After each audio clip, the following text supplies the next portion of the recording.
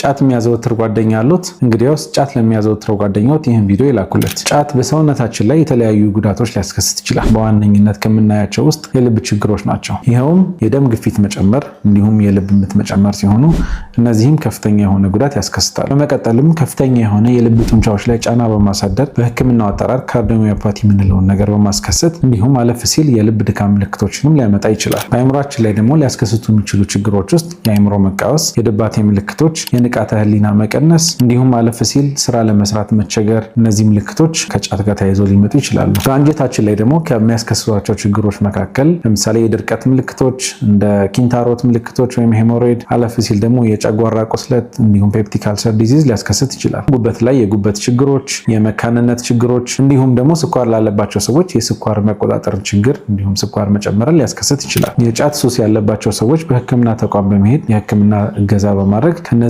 የሱስ ምልክቶች መውጣትና መገላገል ይችላሉ። ስሜ ዶክተር አብዱል ሐፊዝ መሐመድ ይባላል። በታዝማ የውስጥ ደዌና ቀዶ ሕክምና ልዩ ማዕከል የውስጥ ደዌ ስፔሻሊስት ሐኪም